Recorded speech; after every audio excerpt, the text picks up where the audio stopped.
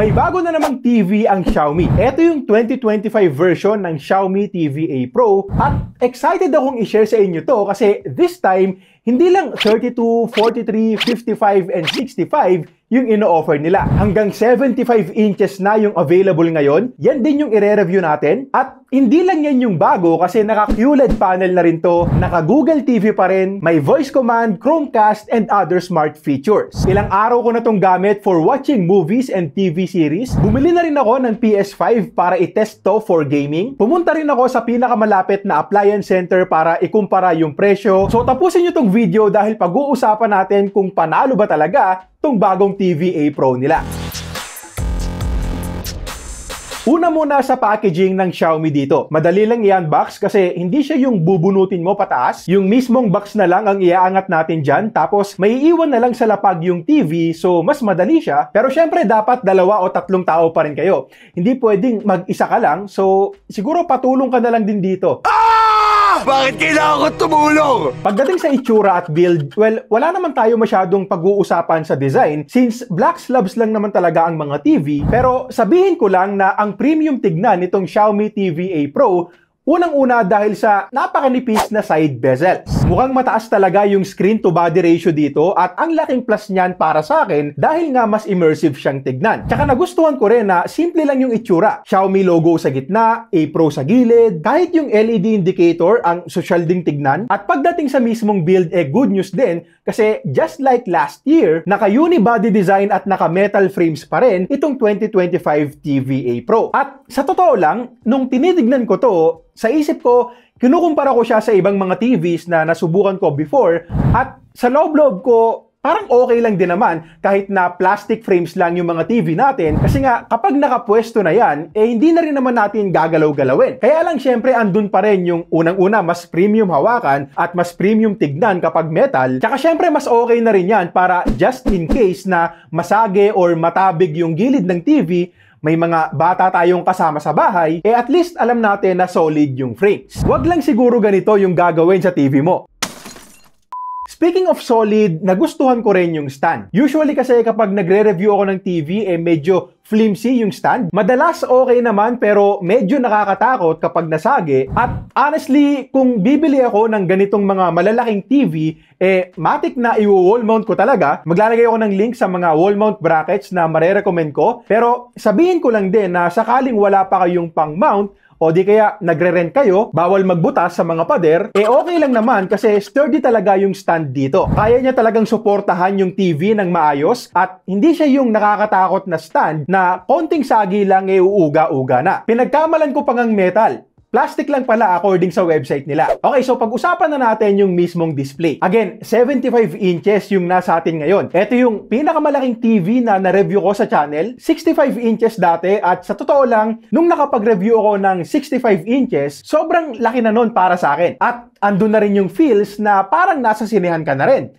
Nung dumating tong 75 inches, para bang nanliit yung 65 inches na TV namin. At syempre, eto na rin yung naging mas sinihan ang datingan. Actually, makikita nyo rin naman dito na hindi siya nagkasya sa isang mahabang table namin. 2 table pa yung gamit namin dyan. So, kung sakaling kukuha kayo at wala pa kayong wall mount bracket, dapat talaga meron kayong nakahandang mga 180 centimeters na table pataas. Now, doon naman tayo sa mismong picture quality. Ano ba tong QLED na sinasabi ko kanina? At kamusta naman to kumpara sa mga conventional LED TVs? Well, masasabi natin na mas maganda or improved version to ng traditional LED TVs. Nagamit sila ng quantum dot technology dito, naglalagay sila ng quantum dot layer at hindi na natin i-discuss masyado. Doon na lang tayo sa resulta. Sa QLED, nakakakuha tayo ng mas mataas na brightness. Usually, mas maliwanag to. So, eto yung magandang panel para sa mga living rooms natin kasi kahit na may mga big windows tayo at maraming natural lights na pumapasok, magiging visible pa rin yung mga pinapanood natin. Tinatanong ko pa ang Xiaomi sa peak brightness nito.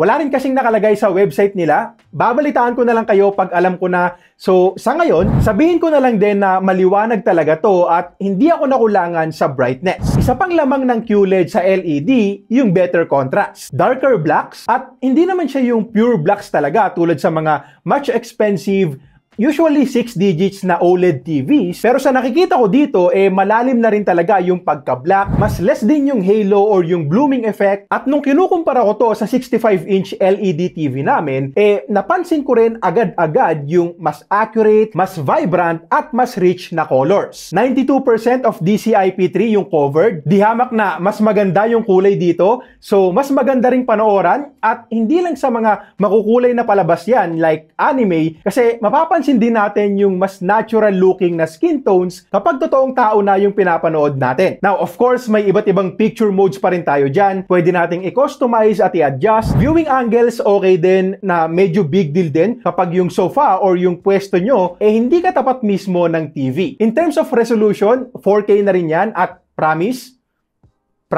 kahit na sobrang laki ng TV, sharp pa rin talagang tignan. Lalo na kung nasa tamang distansya ka. Dito makikita nyo rin na mas sharp tignan itong 75-inch TVA Pro kumpara sa 65-inch iFalcon LED TV namin. Kahit na pareho lang naman silang 4K resolution at nagiging mas noticeable pa yan kapag nanonood na ako ng mga lumang palabas like for example, Season 1 ng Friends. May MEMC technology din or yung motion estimation, motion compensation. Bali dito, kaya niyang gawing up to 60 FPS yung mga palabas or yung mga movies na usually 24 FPS lang para magmukhang mas smooth at mas realistic sa mata natin. Personally, I like my movies at 24 FPS for that cinematic look, pero subukan nyo rin kung anong magugustuhan nyo.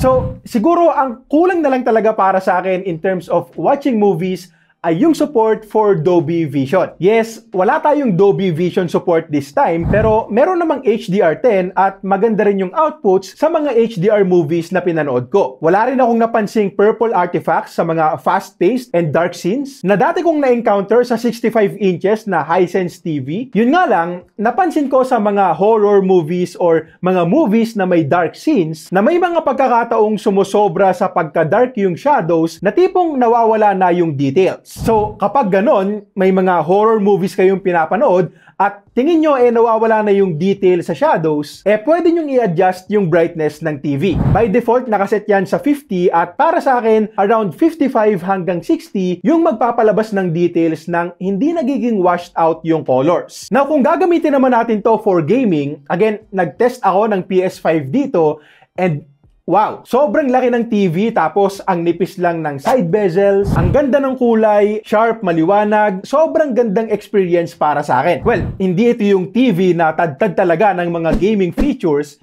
hindi rin ito naka 120Hz, and yung motion blur, common problem din sa mga QLED TVs. So, maybe not the best for competitive FPS games, high refresh rate PC gaming, pero yung ganitong mga RPG, chill gaming lang sa PS5, gusto mo lang ng immersive display para sa magagandang graphics ng laro mo, o di kaya Nintendo Switch, bonding ng pamilya, para sa akin, ang solid ng TV na to at sobrang na-enjoy ko. And by the way, first time kong magkaroon ng PS5, so kung sakaling meron kayong marerecommend na mga games, let me know na rin sa comments at more on RPG games yung trip ko. Sa speakers naman, sakto lang. Dalawang 10-watt speakers yung meron dito with Dolby Audio support. At kung lakas ang usapan, enough yung lakas para sa isang kwarto or kahit sa isang normal size na living room. Malakas naman, klaro din nating maririnig yung mga dialogues sa mga pinapanood natin. Pero syempre, hindi siya yung super detailed, sobrang powerful na speakers. Hindi ganun kabuo yung tunog. At para sa akin, yung ganitong klase ng mga TV, dapat talagang pinapartneran ng solid na sound system. For sure, karamihan sa mga buyers nito, kukuha rin talaga ng mga dumadagundong na speakers, pero habang wala pa or pinag-iipunan pa lang, okay naman yung built-in speakers. At may free soundbar nga rin pala ang Xiaomi para dito. So kung sakaling aabutan nyo yung promo, pwedeng yun din muna ang gamitin natin. Sa actual performance naman ng unit, pansin ko na mabilis and responsive naman. Hindi lang talaga siya yung pinakamabilis na nasubukan ko. At may mga pagkakataon din na nagkakaroon ng konting stutters. Bihira lang naman at na-encounter ko rin naman yon sa ibang mga TV. so hindi naman big deal for me. Ang importante sa akin, so far, sa ilang araw na paggamit ko dito, hindi naman siya naghang or naging unresponsive sa mga voice commands ko. Tolerable naman yung occasional slowdowns and masasabi ko na good experience pa rin overall. Yung setup process, sobrang dali lang din, lalo na kung may Google account ka na. Pinag-download lang ako ng Google Home app, iniscan ko yung QR code at after 5 minutes, nasa home screen na rin kaagad ako. Makikita na agad natin dyan yung ilan sa mga streaming apps like Netflix, Disney+, Apple TV, YouTube. May Spotify din kung sakaling gusto mong mag-sound trip. Tapos meron din tayo dyang Xiaomi TV Plus but unfortunately, hindi yan supported dito sa Pilipinas so hindi rin natin magagamit. Now, again, Google TV na to at para sa akin, one of the best if not the best OS to sa mga TVs ngayon. At lagi ko na rin itong hahanapin kapag bibili ako ng TV kasi kapag naka-Google TV tayo, hindi na rin talaga natin kailangang bumili ng mga TV sticks or TV box. Andito na agad yung mga kailangan natin, maraming mga smart features, pwede tayong mag-install ng mga apps, meron ding Chromecast built-in, not perfect nga lang, may konting stutters but usable pa rin naman. At syempre, pinaka-paborito ko dyan yung voice command kasi sobrang convenient nito. Lalo na pag mag-i-skip ka or may gusto kang ipa-play na palabas, ng mabilisan. Hold mo lang tong Google Assistant button tapos pwede ka nang magbigay ng commands. Play My Hero Academia on Netflix. Got it. Here's My Hero Academia on Netflix. Skip to 10 minutes.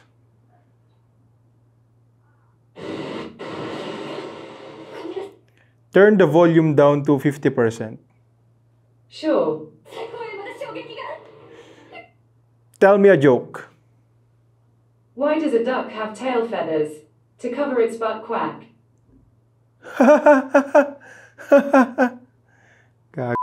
Para sa iba pang mga bagay dito, yung remote natin, simple lang. Yung mga kailangang buttons lang talaga ang nakalagay at sa akin, mas okay yun. Warranty nito, 2 years, so nakikipagsabayan din sa mga brands na nakafocus talaga sa TV. Hindi rin ako nakulangan sa I/O ports. 3 na rin kasi yung HDMI, isa dyan may EARC, naka-Bluetooth 5.0 tapos yung Wi-Fi ay may 5 GHz band, which is a big plus kung may malapit kayong router dito. Kasi, syempre, mas mabilis yung internet kapag ganyan na sobrang importante kapag nag-i-stream tayo ng 4K videos. Okay, so pag-usapan na natin yung presyo. Itong 75-inch Xiaomi TV A Pro 2025 ay nagkakahalaga ng 44,195 pesos. At ang gandang price na niyan, pero meron pa silang early bird promo.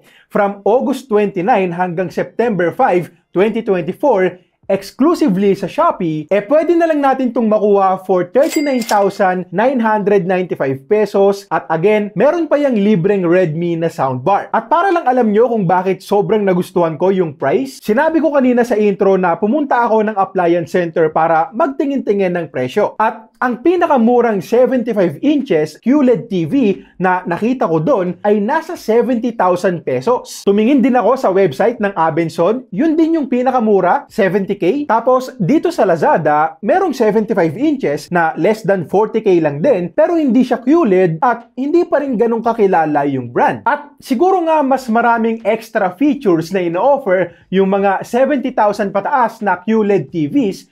Most probably, better quality rin ng panel, pero karamihan sa atin, simple lang naman yung gusto sa TV. Malaki, maliwanag, at maganda yung kulay. At lahat naman yan, makukuha natin dito. Not perfect, of course. May mga cons tayong nakita, like wala tong support for Dolby Vision. May mga contents na masyadong deep yung black, so nag-a-adjust pa ako ng brightness. Yung speakers, hindi ganun ka-powerful. At hindi rin ito yung pinakamabilis na processor sa isang TV, so nakaka-experience din tayo ng occasional stutters. Pero sobrang daling palagpasin ng mga bagay na yan dahil nga sa magandang price. At alam ko, sulit to, pero alam kong malaking halaga pa rin ang 40,000 pesos. So, kung sakali naman na hindi pa to swak sa budget, may mga mas maliit pa silang size na ino-offer na pwede mo ring i-consider. Okay, so yun lang muna para sa ngayon. Links kung saan pwedeng makabili ng naka-promo, nasa description lahat. Click nyo lang yan. Like and subscribe kung nagustuhan mo tong video. Para sa best smartphones ng 2024, click mo lang to. At para sa review ko ng Samsung S24 Ultra after 6 months, click mo lang to.